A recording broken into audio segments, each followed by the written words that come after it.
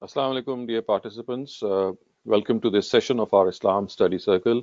We are about to begin our study circle, and as we always do, we shall begin with the Quranic verse. In fact, these are a bunch of Quranic verses. The first 11 verses of Surah Muminun, which is the 23rd Surah of the Quran. And before I start off, let me just introduce these verses to you by telling you that there are instances in the Quran where we find that there are clusters of verses in which the qualities or the attributes of true Muslims are enumerated. And these clusters occur at various instances in various surahs. But here is another instance in which you can find the qualities of a Muslim being stated or enumerated at a single place. And such is the nature of these attributes which are mentioned here that we can get a nutshell or a very summarized form of how the Almighty would like Muslims to behave and conduct themselves. So the verses start off with قد أفلح المؤمنون الذين هم في صلاتهم خاشعون والذين هم عن اللغو معرضون والذين هم للزكاة فاعلون والذين هم لفروجهم حافظون إلا على أزواجهم أو ما ملكت أيمانهم فإنهم غير ملومين فمن ابتغى وراء ذلك فأولئك هم العادون والذين هم لأماناتهم وعهدهم راعون والذين هم على صلواتهم يحافظون أولئك هم الوارثون الذين يرثون الفردوس هم فيها خالدون. Those believers succeeded who humble themselves in their prayer, who avoid absurdities, who pay zakat, who guard their private parts except from their wives and slave girls in the interim period when slavery was allowed, for they are not blameworthy in their regard. Yet those who went after others besides them, then they are the ones who exceed the limits, and who are true to their trusts, who keep their promises, who are diligent in their prayer. These are the heirs who will inherit paradise. They shall abide in it forever. So, dear viewers, you can clearly see how the Almighty has enumerated these qualities of the believers in a single cluster of verses. And these verses, of course, urge us and inspire us so that we can become and conform to the qualities which are mentioned here. The starting verse of the Quran here is قَدْ أَفْلَحَ الْمُؤْمِنُونَ, which of course means that those believers succeed in the hereafter. And then thereafter we find various qualities being mentioned. The first of them is that they humble themselves in the prayer. الَّذِينَ هُمْ عَلَى صَلَاتِهِمْ خَاشِعُونَ, which of course means that they say the prayer in such a way that they find themselves that they are bowing down before the creator of the heavens and the earth. They are actually acknowledge him as their master, and of course they realize that they are nothing in front of him. They are his humble servants, and of course in this matter they are also very punctual in their prayer, as we shall see the later verses will say. But you can clearly see that the starting point of success, as enumerated by these verses, is that believers are those who humble themselves in the prayer. الَّذِينَ هُمْ فِي صَلَاتِهِمْ خَاشِعُونَ. They are ones who are humbling themselves before the Almighty, and they are bowing down before the Almighty, kneeling before Him, prostrating before Him, and realizing the fact that they are in the presence of the Supreme Being, and they are in the presence of the Creator and the King of the heavens and the earth, and of course, as such, they can ask whatever they want to. The second quality which is mentioned is وَالَّذِينَ هُمْ عَنِ اللَّغْوِ مُعْرِضُونَ. They abstain from absurdities. They abstain from things which are frivolous. They abstain from indulging in things which have absolutely no basis, which are rubbish. And all of us know, dear viewers, that when we indulge in frivolous things, when we indulge in rubbish, when we indulge in absurdities, of course, it is something which takes our personality into realms, into ambits where we wander and where we are actually moving about in the labyrinth and in the puzzles of life and its attractions. So the second thing which is mentioned here is that believers, they do not indulge in absurdities. And then وَهُمْ لِلزَّكَاةِ فَاعِلُونَ.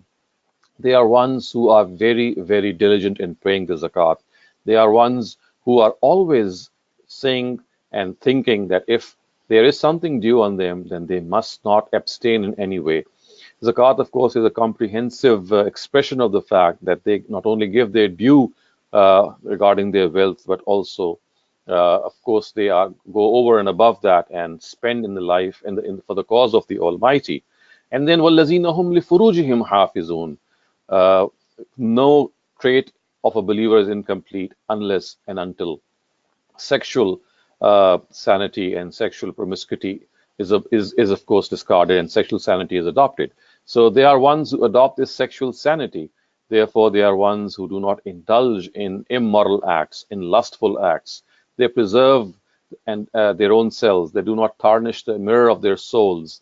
They are ones who would not like themselves and their desires to go astray.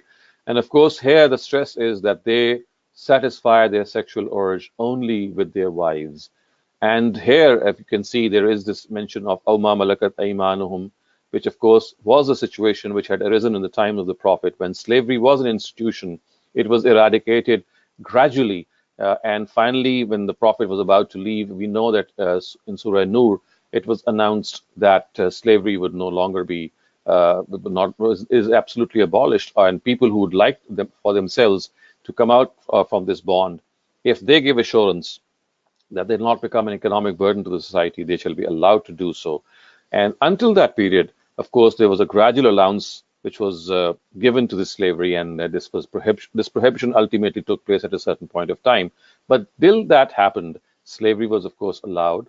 And we have discussed this a number of times that had slavery been finished off in a single directive, it would have been disastrous for the society because there were scores of slaves, men and women, both in various houses, some of them very young, some of them very old. And if they had been let loose in the society, they would have become not only an economic burden, but also a means of prostitution in the society because many of them were not morally sound.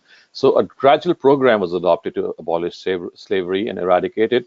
And after that, of course, it was totally outlawed. And we also know that this particular aspect related to slaves which were already existing, as far as new slaves are concerned, the primary source of which was, of course, wars in which people were actually captured and then made prisoners and then converted into slaves.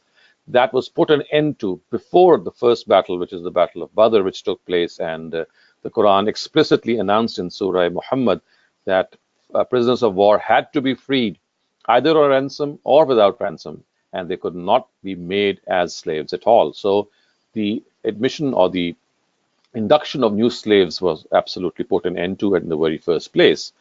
And then it says, فَمَنِ ابْتَغَى وَرَاءَ ذَلِكَ فَهُمُ الْعَادُونَ فَأُولَٰئِكَ هُمُ الْعَادُونَ, which means that people who go beyond these things and they access other means to satisfy their sexual urge. Of course, this means it refers to extramarital relations. Keeping misters and mistresses is absolutely disallowed, and therefore it is said that those who go after this, something beyond this, and they are the ones who are transgressors, and they are the ones who shall be held accountable for that, and they are actually ones who exceed the limits. وَالَّذِينَ هُمْ لِأَمَانَاتِهِمْ وَأَحْدِهِمْ رَاعُونَ. The verses go on to say that they are ones who keep their trusts and also keep their promises. So whatever is entrusted to them, the promises that they make, they always fulfill their promises. They never break their promises, even if it means that they have to put their life in danger. Even then, they do not go back on their word. And this, my dear viewers, is something very important that we have to realize, that whenever we give our word for something, it does not simply mean that it's an ordinary thing. It's a very, very important thing. In fact, if you see the Quran, you'll find that the whole religion is called a promise from the Almighty. It's called a misak, which means that we promise the Almighty we will follow what He has given us, and hence we will not be disobedient to Him. So promises range from very small promises which we make as commitments to our own selves, to our society, and go ultimately to as far as a promise as religion itself is concerned, in which we promise the Almighty that we will follow religion in letter and spirit. So these trusts and these promises are as comprehensive as one can imagine. So therefore, it has to be understood, dear viewers, that as is the case here, we have to be very diligent and vigilant whenever we say something. We have to follow what we have said, or we have to present an excuse in time and before time. And of course, if it entails any damages, then we have to atone for that as well. The verses then go on to say, وَالَّذِينَ هُمْ عَلَىٰ صَلَوَاتِهِمْ يُحَافِظُونَ, which means that believers are those who guard their prayers, which of course means that they pray on time. They do not defer their prayer. They do not needlessly delay their prayer. They are ones who would always like to pray on time. They protect their prayers. They protect their prayers from going into times when a person is absolutely tired or he's yawning or he may be not up to it. So the thing is that as soon as the time of the prayer comes, their first priority is that if there is nothing which is serious or nothing which is taking their time, and they are able to come out of their engagements, the first thing that they do is within that space that they have for that particular prayer, they are very diligent in offering the prayer and do not needlessly delay it. And then it says, Ulaika humul varisun allazina yarisunul firdaus. They are the ones who shall be inheritors, and they shall be the ones who shall dwell in paradise, hum fiha khalidun. They'll stay there forever. Of course, this is a huge glad tiding for all of us that if we are able to adhere to these attributes, then we are the ones who shall gain immensely. And as you can see, these verses had started off by the words "Qad aflaha al-mu'minun," which means that those believers succeeded. And then you can see that right at the end it says, "These are the ones who shall inherit paradise." In other words, success in paradise, of course, or success in the hereafter, is that we are able to enter the cherished kingdom of the Almighty, which is paradise. And if we are able to adhere to the prayer, if we are able to be punctual in the prayer, if we keep the trusts of everyone, as I said, religion itself is a trust. If we are sexually sane, if we are not sexually promiscuous, we confine our sexual urges and satisfaction to our wives, as these verses says. We pay zakat, which is of course imposed on us as a statutory obligation that all of us owe to the society. Then the Almighty says that there is no reason that a person should not enter paradise. So these verses, dear viewers, if whenever you have the time, please read them again and again, because, as I said, one of the very important and recurrent themes of the Quran is that at various instances, at various places, as clusters of verses, we find the qualities and attributes of true believers being mentioned.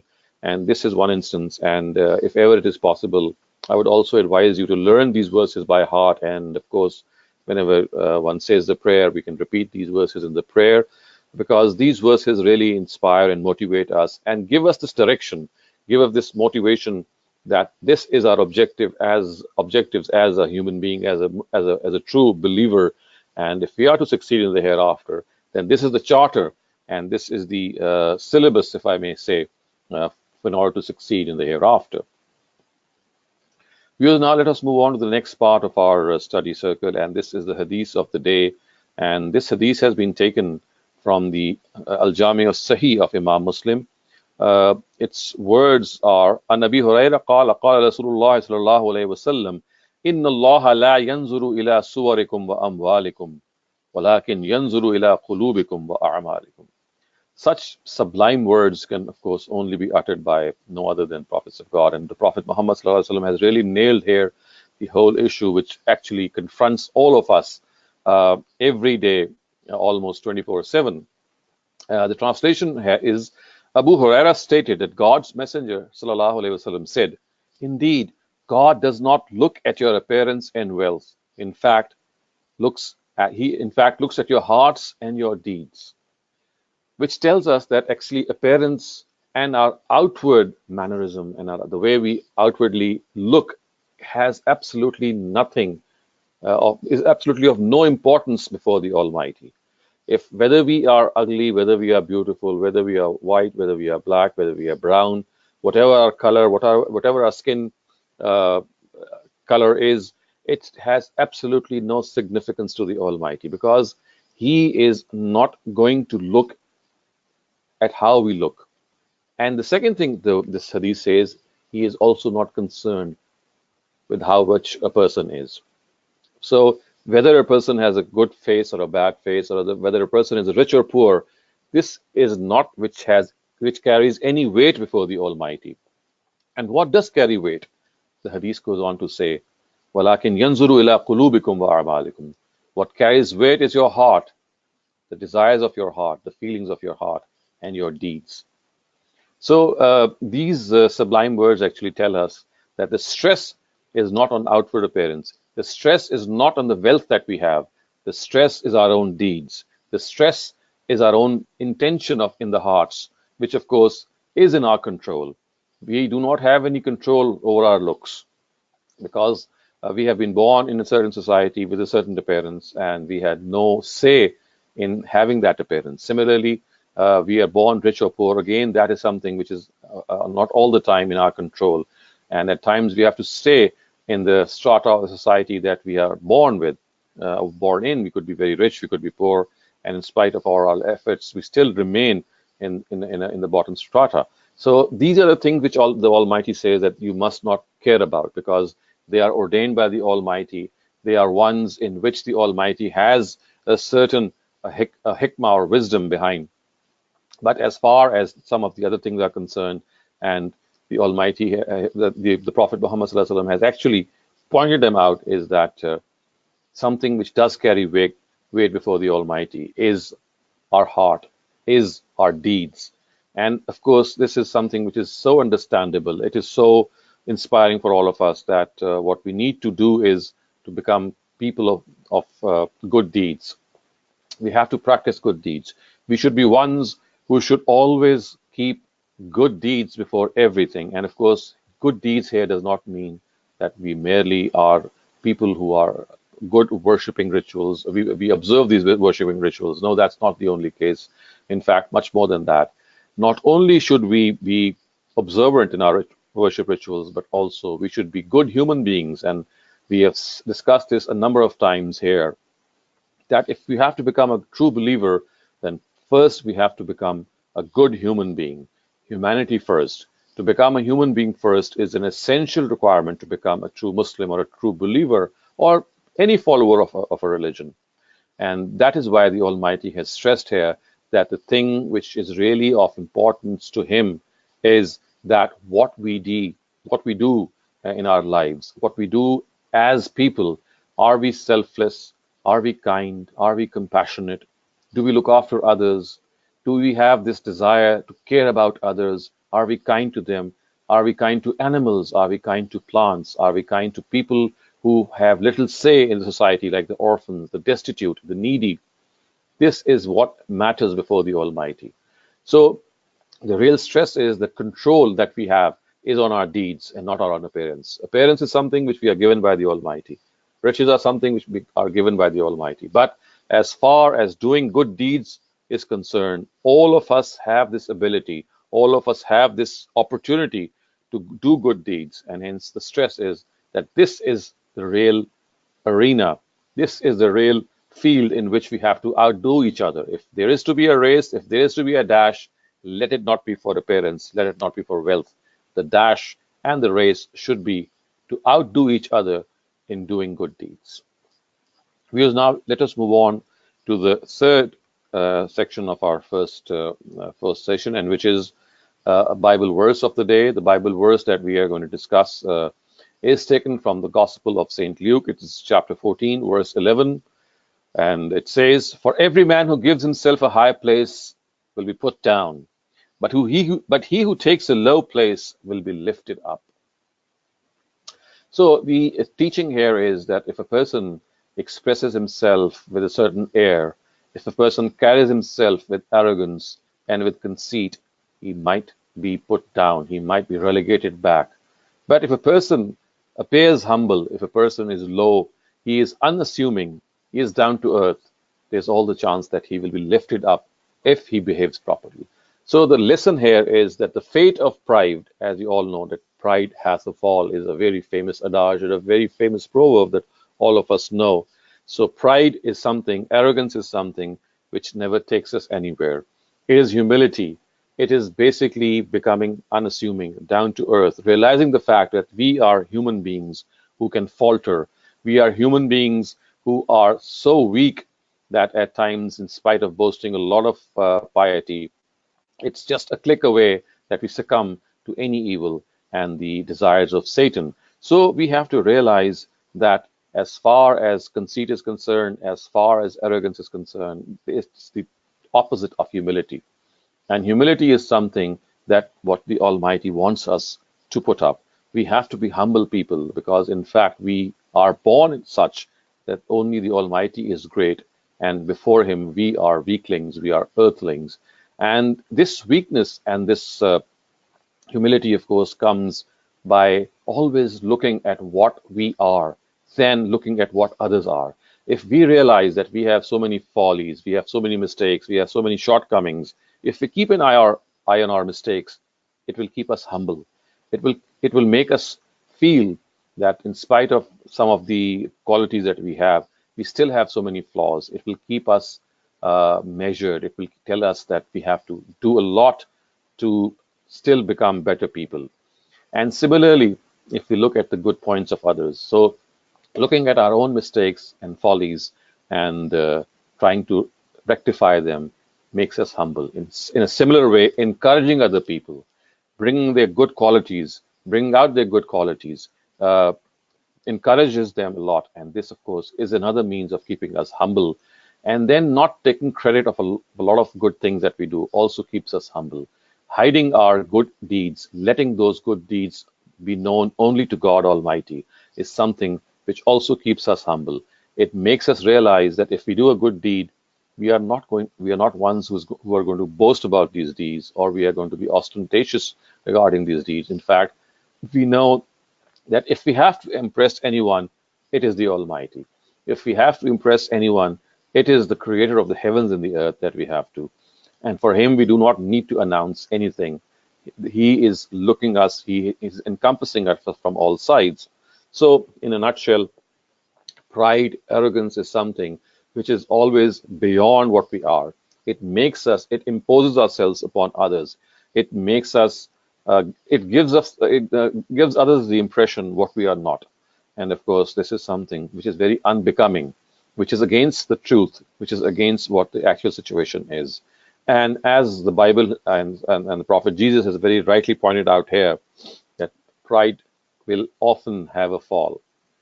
If a person is at a high place, he places himself on a high pedestal, he might often be, uh, he might often come down from that place. He might, in fact, fall down from that place. But if a person is of low status or a low, of course, the low status or a low place here means that he keeps himself humble and he might be lifted up. He can really be lifted up if he really counts on God and observes the limits which the Almighty has actually told us to follow. So, viewers, with these words, we come to an end to the first session. I have to actually also confess the fact that there is an important meeting or an engagement that I have to attend. So, we'll have a shorter session today, like some of the earlier previous ones, because of these some of the engagement that I could not avoid. So, the second part of our study circle, which is generally an issue that we discuss regarding various misconceptions about Islam, and of course some of the issues that we think that they need to be resolved. Uh, One thing that I'd like to bring up today, and especially towards parents who live in Western countries, and of course when I talk about Western countries, this is not just the Western countries that are pinpointed. But the fact is that the thing that I'm going to bring up is now rampant even in Muslim societies, and that is the LGBT community. That how should we behave with people who have this orientation that we, of course, would not subscribe to. So my submission in this regard is that as far as an orientation is concerned, it should not hinder ourselves in making good friends with such people or coming in contact with such people. Uh, we have to behave as if we are, as if we behave towards any person.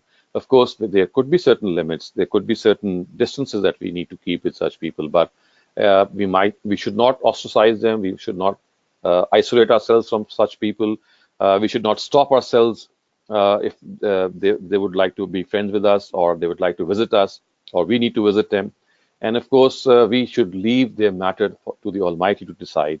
This is not something for us to make a value judgment about people with whom we come into contact with.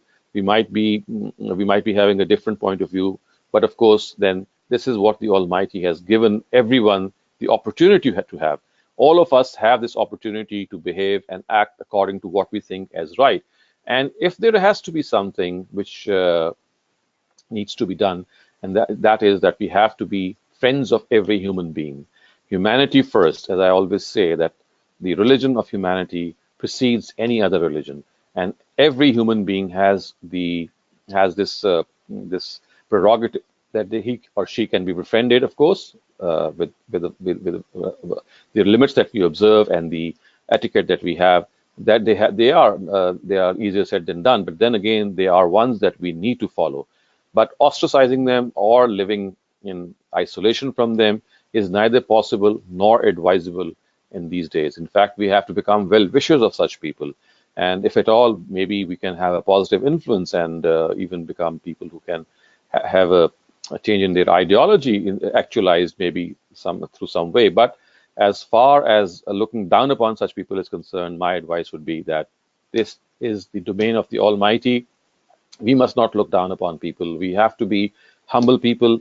And like I said, always look upon our own shortcomings and mistakes. If we think that a person is behaving differently than the one we would like, or he has or she has a different orientation, remember it's a God-given opportunity to every single human being on earth. He or she has been given this prerogative, how to behave. Of course, the Almighty will deal with the such people the way He thinks is in accordance with justice. But as far as we are concerned, we must be having a very, very accommodating approach, a very friendly approach, and a humane approach towards such people. I know this might raise a lot of questions in the minds of a lot of people, especially Desi people living in Western countries. But believe me, after having lived there also and after having experience with such people as well in interacting with such people, I think that the only way out for us is to leave such matters and such value judgments to the Almighty and remain His humble servants, as we have just studied earlier on in some of the Quranic verses also, and what the Almighty has said to us in this regard. So, with these words, viewers, I do come to an end to the session. It's a shortened session. I'm sorry we might not be having a question answer series today because of this commitment that I have. Inshallah, I hope to have it next time if you have any questions regarding what we just discussed today. So, until then, it is Khuda Hafiz. Take care and goodbye.